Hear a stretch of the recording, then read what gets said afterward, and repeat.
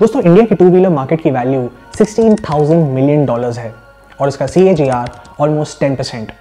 2028 तक इसकी estimated value almost 26,000 million dollars की होने वाली है और इसका EV सेगमेंट 27% के CAGR से ग्रो हो रहा है। टू व्हीलर मार्केट इंडिया में एक बहुत ही क्लटर्ड मार्केट है और इसमें बहुत बड़े प्लेयर्स मौजूद हैं, पर फिर IIT मद्रास के 2 ग्रेजुएट्स ने इस मार्केट में एक बहुत बड़ा गैप आइडेंटिफाई किया और इलेक्ट्रिक टू व्हीलर की दुनिया में धूम मचा दी।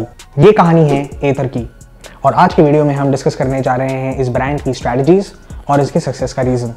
तो चलिए शुरू करते हैं।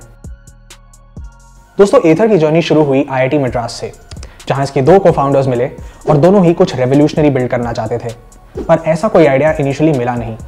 और फिर तरुण मेहता ने अपने एक और दोस्त के साथ इलेक्ट्रिक स्कूटर्स के लिए स्वैपेबल बैटरी पाथ्स बिल्ड करना शुरू किया।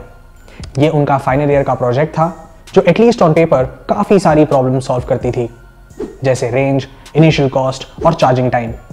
तब उन्होंने इसे पेटेंट करा दिया और इससे वो काफ़ी एक्साइटेड थे और इलेक्ट्रिक व्हीकल इंडस्ट्री में इसे इंट्रोड्यूस करना चाहते थे। तो फिर वो मार्केट रिसर्च में लग गए, जहाँ इलेक्ट्रिक टू व्हीलर के नाम पे सिर्फ रेवा अवेलेबल थी। तो उन्होंने कई सारे बड़े प्लेयर्स से बात की जो इस स्पेस में या तो काम कर रहे थे या काम कर चुके थे।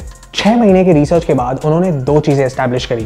पहली चीज ये थी कि जो भी कंज्यूमर इसको खरीद रहे थे वो इसके आइडिया से बहुत ज्यादा इंप्रेस थे और उनको लगता था कि फ्यूचर यही है। और दूसरी चीज ये थी कि जो भी लोग इसको खरीद रहे थे उनको मार्केट में इस डिवीजन का कोई भी अवेलेबल प्रोडक्ट पसंद नहीं आ रहा था, चाहे वो कार हो या स्कूटर। 2012 में स्कूटर मार्केट कुछ ऐसी लगती थी। हर इलेक्ट्रिक स्कूटर की top speed 25 kilometre per hour होती थी। सब में बहुत पुअर एक्सेलरेशन था, जिसमें मोस्टली सिर्फ 250 वॉट्स का पावर होता था, तो ज्यादा तेज नहीं थी। बैटरीज जो यूज होती थी वो लेड एसिड बैटरीज थी, जिसको हर 5000 किलोमीटर में रिप्लेस करना पड़ता था क्योंकि वो खराब हो जाती थी, जिसकी वजह से एक कंज्यूमर को चलाते हुए बैटरी के कमजोर हो जाने का संकेत मिल जाता था और इसकी एवरेज भी कम हो जाती थी। इसको चार्ज करने के लिए कम से कम 6 से 8 घंटे लगते थे। पर अच्छी चीज ये थी कि ये व्हीकल्स ज्यादा हेवीली प्राइस नहीं थी, यानी 30 से 35 हजार तक होती थी। पर जितने भी लोग इस मार्केट में ऑपरेट कर रहे थे उनके कुछ प्री कंसीव्ड नोशंस थे, जिसकी वजह से ये मार्केट डेवलप नहीं हो पा रहा था।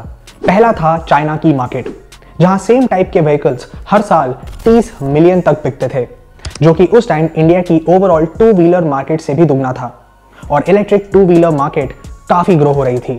ये व्हीकल्स बेसिकली बाकी पेट्रोल टू व्हीलर्स के कंपैरिजन में चीप थी और इसकी मेंटेनेंस भी 6 से 7 गुना कम थी।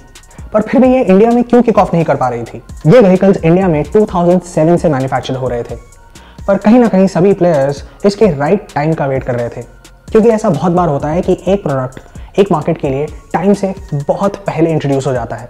2009 में अचानक से ये मार्केट शूट अप हुआ और सभी प्लेयर्स ने मिलाकर 1 लाख से ज्यादा EV टू व्हीलर्स बेचे।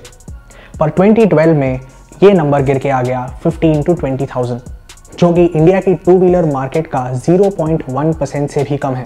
तो इसलिए उनका व्यू, जो कि एक लो इनकम सेगमेंट को चीप व्हीकल देने का था, वो फ्लॉप हो गया, क्योंकि जो एक्चुअली इसे खरीद रहे थे वो रेगुलर पेट्रोल बाइक्स भी खरीद सकते थे और इन कस्टमर्स को EV में एज अ कैटेगरी बहुत इंटरेस्ट था और इसलिए इन रीजंस की वजह से कस्टमर एक्सपेक्टेशन मैच नहीं हो पाई और ये एक बहुत बड़ा फेलियर हुआ, क्योंकि लोगों को काफ़ी चीज़ों पे कॉम्प्रोमाइज़ करना पड़ रहा था, जैसे speed, quality, reliability, comfort, looks, ergonomics और सब कुछ।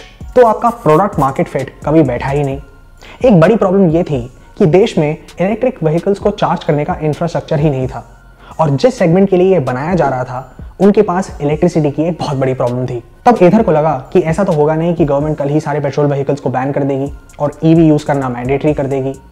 पर उन्होंने एक ऐसा मॉडल देखा जो सभी बड़े प्लेयर्स ने नज़रअंदाज कर दिया। वो था US का मॉडल। US में ये बाइक्स एक कूल सेगमेंट में राइड किए जा रहे थे और लोग इसको बहुत जल्दी एनवायरमेंटल फ्रेंडली होने के नाते अडॉप्ट भी कर रहे थे। इसका सबसे बड़ा एग्जाम्पल था इलॉन मस्क की टेस्ला। 2013 में IIT मद्रास में अपने प्रोफेसर्स को उन्होंने अपना आइडिया बताया और एक EV स्कूटर बिल्ड करने के लिए जगह मांगी। तब उनको वहाँ का रिसर्च स्पेस दे दिया गया, बल्कि उनके प्रोफेसर्स ने इसमें 10 लाख रुपए का इन्वेस्टमेंट भी किया। पहले 6 से 8 महीने उन्होंने ये समझने में लगा दिया कि एक पूरे व्हीकल को बिल्ड करने के लिए चाहिए क्या क्या होता है। तो उन्होंने बैटरी से शुरुआत करी और फिर पूरा व्हीकल डिजाइन किया। पर इस व्हीकल की खास बात यह थी कि वो एग्जिस्टिंग प्रोडक्ट से 3 गुना ज़्यादा टॉप स्पीड देता था, इसकी पावर 20 गुना ज़्यादा कर दी, 10 गुना ज़्यादा बैटरी पावर किया, 8 गुना तेज़ फास्टर चार्जिंग। पेट्रोल स्कूटर से ये स्कूटर लाइटर था और ज़्यादा स्टोरेज स्पेस देता था और एक कूल सेगमेंट में भी ये फिट होती थी जो बाकी एग्जिस्टिंग प्रोडक्ट से बेटर लगे। और क्योंकि इसके टिपिकल कंज्यूमर्स वो थे जो एक्चुअली 1.5 लाख तक की बाइक सपोर्ट कर पा रहे थे और क्योंकि इसमें रेगुलर ईवी स्कूटर्स से कहीं ज़्यादा फीचर्स थे, उन्होंने इसकी प्राइसिंग ऑलमोस्ट 80 to 85,000 रखी। इसको पे करने के लिए कंज्यूमर्स तैयार थे और इससे ये क्लियर हो गया कि इस प्रोडक्ट के लिए एक मार्केट ज़रूर था। अगर बेसिक डिज़ाइन की बात की जाए तो इसको ब्रेक डाउन करते हैं। एक नॉर्मल पेट्रोल स्कूटर का फ्रेम लेकर यूजुअली जहां दूसरे प्लेयर्स इंजन की जगह मोटर फिट कर रहे थे और फ्यूल टैंक की जगह बैटरी, एथर ने अपने स्कूटर को पूरी तरह से दोबारा फ्रेम किया। पूरे स्कूटर को उन्होंने एल्यूमिनियम के साथ डिजाइन किया except for the riding handle, जिससे एक लाइटर फ्रेम मिलता है और उसके साथ better range, better acceleration, better top speed, ज़्यादा स्पेस, पतले रिम्स, ज़्यादा स्टोरेज और एक बेटर थर्मल कंडक्शन हो पाती है। अपने स्कूटर में उन्होंने 2 स्टेज ट्रांसमिशन रखा जिससे उनको 1 लाख किलोमीटर की लाइफ मिली क्योंकि ये काफ़ी स्ट्रॉन्ग है। अपना मोटर उन्होंने इस हिसाब से प्लेस किया कि उनको व्हील पे एक लाइटर वेट मिल पाए, जिससे सस्पेंशन और रिस्पॉन्स के कारण एक अच्छी राइड क्वालिटी भी मिली। उन्होंने इसके लिए एक ऑनबोर्ड पोर्टेबल चार्जर बनाया जो कि एक रेगुलर 3 पिन प्लग के साथ चार्ज हो सकता है, जो कि ऑलमोस्ट 100 वॉट्स का था और हर 80 किलोमीटर पे उसको चार्ज करना पड़ता था और इसका चार्जिंग टाइम भी रिड्यूस करके 1 घंटा कर दिया गया। अपनी बैटरी उन्होंने फ्लोर बोर्ड पे रखी जिससे उनको स्पेस मिला और वेट भी कम हुआ। ये बैटरी अनलाइक लेड एक लिथियम आयन बैटरी थी क्योंकि इसमें कॉस्ट बहुत अच्छा था और इसकी एनर्जी डेंसिटी एडवांटेज भी बहुत ज़्यादा थी। ये बैटरी 4 गुना कम हैवी थी और छोटी भी। उन्होंने इस व्हीकल को एक इंटेलिजेंट व्हीकल में कन्वर्ट किया जहाँ पे आप जीपीएस मैप ट्रैकर्स ऐप से इंटीग्रेट करके यूज़ कर सकते हो।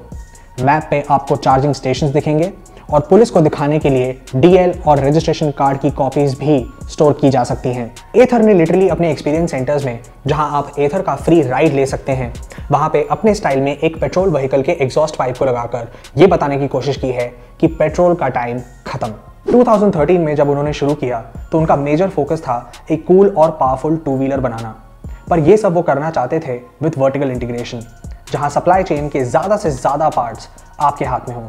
नहीं तो नॉर्मली बिजनेसेस बैटरी के लिए, चार्जर्स के लिए, डैशबोर्ड के लिए, व्हीकल प्लेटफॉर्म के लिए, सस्पेंशंस के लिए, डेटा एक्विजिशन सिस्टम के लिए, सॉफ्टवेयर की आउटसोर्सिंग के लिए, डिस्ट्रीब्यूशन के लिए अलग अलग लोगों के साथ कोलैबोरेट करते थे। ये एक क्लासिक OEM अप्रोच होता जहां सभी पार्ट्स आउटसोर्स होते और आप इसकी इंजीनियरिंग और इसकी डिज़ाइन के लिए रिस्पॉन्सिबल होते। और यही चीज़ उन्होंने बहुत डिफरेंटली की। क्यों? क्योंकि जब भी कोई नई इंडस्ट्री आती है तो उसको वर्टिकली इंटीग्रेटेड होना ही पड़ता है, क्योंकि उसके लिए एक अच्छे वेंडर की अवेलेबिलिटी एक बहुत बड़ा प्रॉब्लम होती है। ऑटोमोटिव इंडस्ट्री को मदर ऑफ ऑल इंडस्ट्रीज भी बोला जाता है क्योंकि इसमें हमेशा से बहुत बड़े प्लेयर्स रहे हैं और इसमें घुसना आसान नहीं।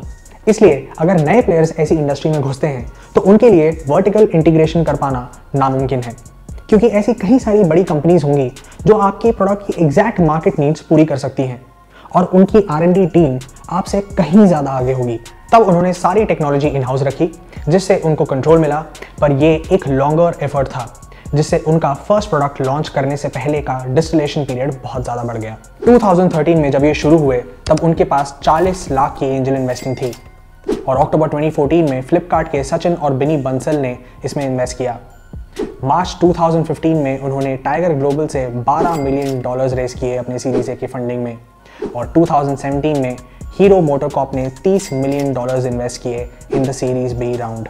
एथर ने लास्ट अक्टूबर 2022 में $50 मिलियन का राउंड रेस किया और आज उनका वैल्यूएशन $800 मिलियन के अराउंड है। Hey guys, thank you so much for watching that video. अगर आपको पसंद आया तो please hit the like, share and subscribe button down below. अगर आप चाहते हैं कि हम किसी भी ब्रांड या एंटरप्रेन्योर पे कोई स्टोरी करें तो please do let us know in the comments. We will be more than happy to do so. We'll see you in the next episode. Till then take care. Good bye.